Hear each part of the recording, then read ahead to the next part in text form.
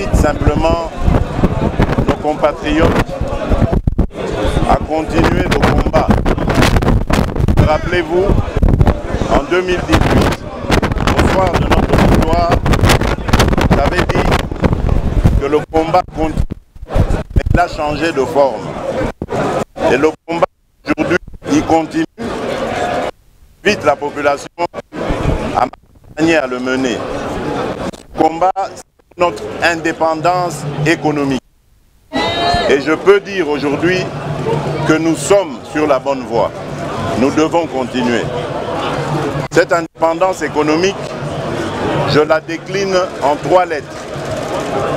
RDC, République démocratique du Congo, mais également Renaissance. Pourquoi Renaissance? Parce qu'aujourd'hui, je reviens du Katanga, du Haut-Katanga et du Lualaba.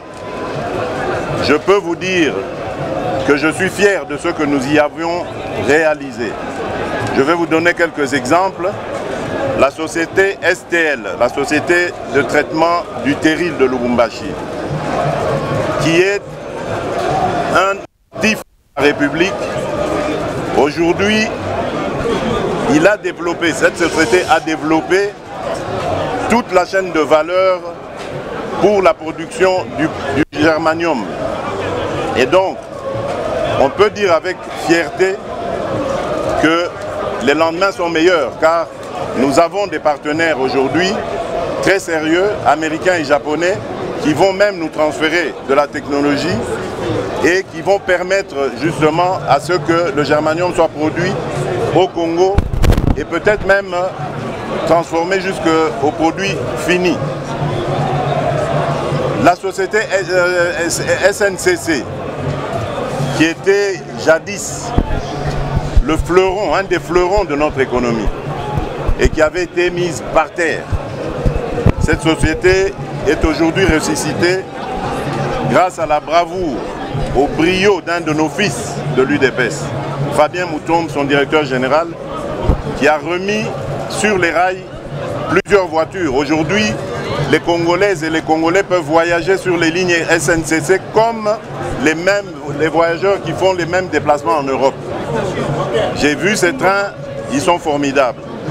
Alors qu'il y a des gens qui veulent postuler comme président de la République, qui ont dirigé cette province et qui n'ont pas été capables de faire reluire cette SNCC. Au contraire, qui l'ont même tué, rappelez-vous. Ils ont créé des sociétés de transport par route, ce qui a complètement tué la SNCC. Et aujourd'hui, ils se positionnent comme étant les sauveurs de la République. J'y reviendrai. Il y a ce que nous avons fait, que nous avons inauguré grâce à la coopération avec le partenaire chinois à Sakania. Il y a eu un poste frontière qui a été mis sur pied avec un très très grand parking et un port sec. À Kasumbalesa, nous avons démontré le bien fondé du partenariat public-privé avec la société Trafigo, qui nous a aidé aussi à faire un port sec là-bas, grâce à ce partenariat avec eux. Dans le Lualaba, ça c'était encore magnifique. Les enfants du Congo sont en train de travailler et de reconstruire leur pays. Je voudrais ici illustrer cela par l'exemple avec la société Kamoa, avec qui l'État a une joint venture. Et bien cette société, grâce à ma demande, a aujourd'hui construit une école d'excellence. Et elle est en train de former 39 Congolais qui ont été sélectionnés sur des critères, mais vraiment rigoureux. Et ces jeunes gens, dans quelques années, vont être le fleuron de notre industrie minière. Ce seront des capitaines d'industrie congolais qui vont pouvoir faire des meilleurs et des prodiges dans le domaine des mines. Donc c'est pour vous dire que le Congo est en marche. Le Congo va renaître. C'est pour ça le R de la République, ça signifie la renaissance. Nous avons restauré les universités et même nous en avons construit de nouvelles, chose qui n'a jamais été faite depuis notre indépendance. Nous avons, rappelez-vous ce merveilleux souvenir, celui des Jeux de la francophonie. Nous avons organisé les Jeux de la francophonie. Aujourd'hui, nous avons des infrastructures sportives de haute facture pour la jeunesse. Et donc, nous mettons un accent particulier sur la renaissance de notre pays. Certains diront même la remontada. Nous étions descendus très bas et aujourd'hui nous redonnons de la fierté aux Congolais. Le D de démocratique, mais pour moi je le mettrais de développement. Développement parce que notre pays est classé comme un pays sous-développé, un peu paradoxalement parce que nous avons des atouts pour avoir un des pays les plus développés, si pas les plus puissants du monde.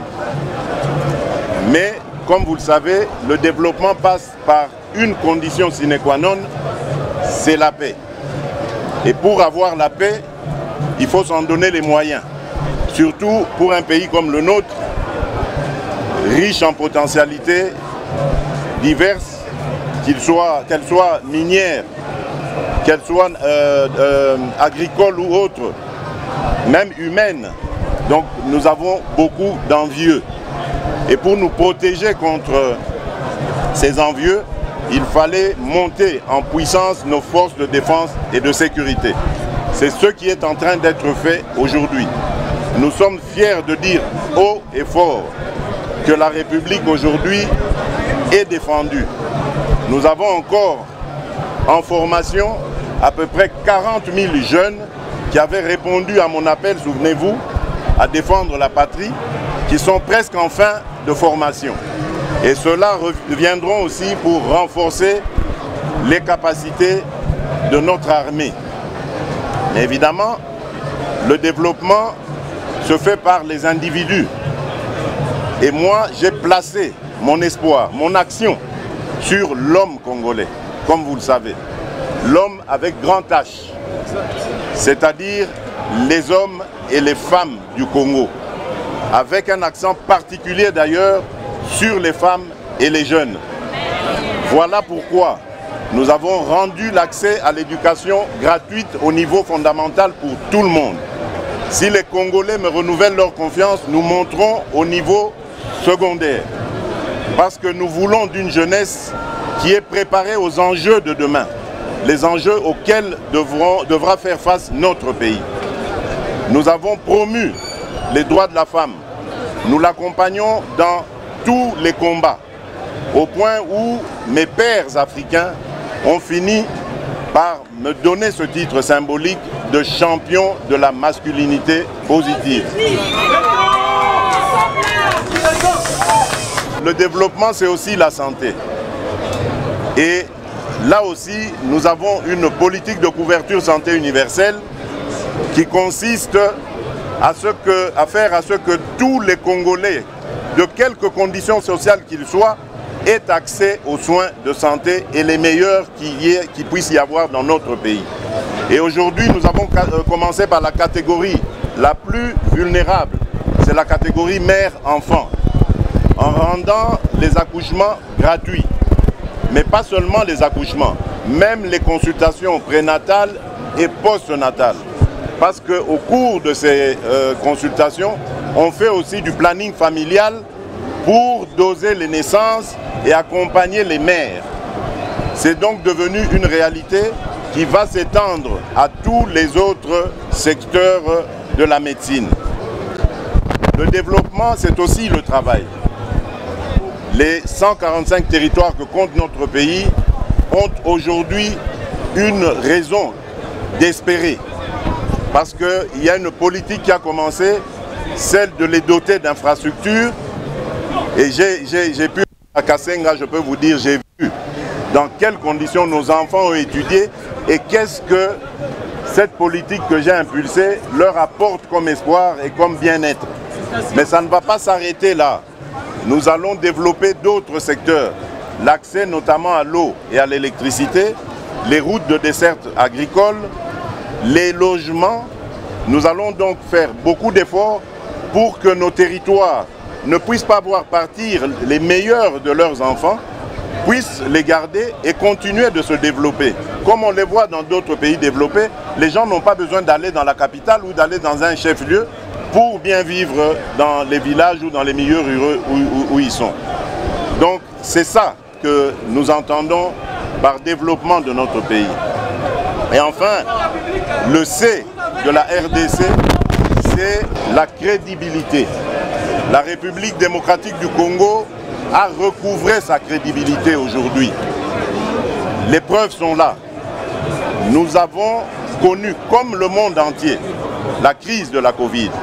Pendant 2 ans, les économies du monde entier étaient en panne. La croissance était négative presque partout ailleurs, sauf en République démocratique du Congo. La preuve, c'est que les agences de notation, aujourd'hui, ont rehaussé la cote de la République démocratique du Congo qui affiche aujourd'hui un triple B. C'est la preuve que des efforts sont fournis en République démocratique du Congo. Avec le FMI, pour la première fois dans l'histoire de notre pays, un gouvernement va achever toutes les 6 revues du programme avec le FMI. Et ça veut dire quoi? Ça veut dire que nous allons gagner en crédibilité et en investissement. Les gens vont se bousculer pour venir en République démocratique du Congo parce qu'ils ont compris que quelque chose est en train de se passer, quelque chose est en train de prendre forme et ils vont ne pas vouloir rater ça. Voilà, vous voyez vous-même comment ce que j'ai dit demande à être parachevé et non pas à être réparé comme disent certains. Le Congo n'a pas besoin d'être réparé. Le Congo n'est pas un véhicule ou un organe du corps humain pour être réparé. Le Congo, c'est une nation. Le Congo, c'est un peuple qui a besoin de pain et de paix. Nous travaillons à lui ramener la paix et nous travaillons à lui donner du pain grâce à un programme très ambitieux de transformation agricole. Cette transformation que je veux et qui est devenue une réalité aujourd'hui. Je vous ai parlé de la société STL de Lubumbashi, mais il y en a encore d'autres que j'ai vues lors de l'exposition dans le Lualaba. Et là, je voudrais vraiment tirer un chapeau avec tout le grand respect à notre gouverneur Maman Fifi Masuka. Si on a un coaching qu'il faut, eh bien, on aura des prestateurs de services qui vont faire du grand travail. Maman Fifi qui est ici, il a suffi que je lui parle, que je l'encourage en lui disant voilà, répondez aux critiques par le travail. Ne vous laissez pas distraire, concentrez-vous sur ce que vous faites et vous allez voir, allez à Kolwezi. Aujourd'hui à Kolwezi, il y a un aéroport international. Pourtant, il y a des gens qui ont été gouverneurs à l'époque qui n'ont pas été foutus de doter cette ville qui est la capitale mondiale du cobalt d'un aéroport digne de son rang. Aujourd'hui, c'est une réalité. C'est grâce à ce que nous faisons ensemble pour faire marcher le Congo. Et donc, je vais peut-être terminer, mais avant, je voudrais, à travers vous, mettre en garde notre population face aux candidats de l'étranger. J'ai parlé de notre envie, notre ambition de devenir indépendant sur le plan économique. Ça ne plaît pas aux étrangers. Et donc, ces étrangers vont fabriquer des candidats. Ces candidats vont venir vous parler, Congolaises et Congolais. Faites très attention. Mais ne craignez rien. Parce que vous êtes les plus forts. Le peuple a toujours raison. Et donc, ces candidats, vous les reconnaîtrez à leur langage.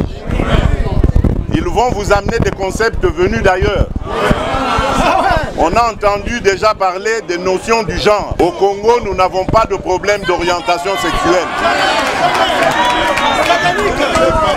Vous reconnaîtrez ces gens-là lorsque leurs parrains vont leur donner un mot d'ordre pour se réunir, se mettre ensemble pour devenir plus forts. Mais ils vont se tromper, ils ne seront pas plus forts parce que c'est notre peuple qui est le plus fort. Voilà pourquoi je dis à l'étranger qu'il est temps de laisser tomber cette politique du passé qui consiste à soutenir des pantins et de penser pouvoir les faire élire contre la volonté du peuple. Vous devez rester vigilants jusqu'au bout. Ils croient que c'est eux seuls qui peuvent se mobiliser et rester devant les bureaux de vote. Bakosi, Binope-Botikala devant les bureaux de vote. Vous allez rester devant les bureaux de vote jusqu'à la clôture du scrutin. Votos à la paix, Nao Yabiso preuve. Vous reconnaîtrez ces gens-là par leur discours. Vous les reconnaîtrez lorsqu'ils se mettront ensemble. Et à ce moment-là, nous pourrons dire que nous avons vaincu. Parce que le combat est rude, comme je vous l'ai dit, mais le combat nous légué par notre leader et ses compagnons de lutte pour un Congo nouveau, un Congo fort, libre et prospère, ce combat, nous sommes en passe de le gagner. Et donc je dis aux étrangers, je dis à l'étranger, au lieu d'avoir des candidats à qui il va dicter sa volonté, il doit plutôt venir en République démocratique du Congo et nouer des partenariats publics et privés qui vont se mettre à la volonté de notre peuple. Ils n'ont pas à dicter leur volonté, mais à faire la volonté de notre peuple. À l'instar justement de ce que nous sommes en train de faire avec les États-Unis d'Amérique, avec la République populaire de Chine, avec la Turquie, avec le Japon, avec les Émirats arabes unis. Voilà des partenaires qui sont venus investir en République démocratique du Congo pour aider les Congolais à créer des emplois, à transformer leurs richesses chez eux, à développer la chaîne de valeur ici en République démocratique du Congo et à rendre fier la population, le peuple congolais. Voilà en quoi tient mon programme. C'est en ces 3 lettres, RDC comme République démocratique du Congo, mais RDC aussi comme Renaissance ou Remontada, développement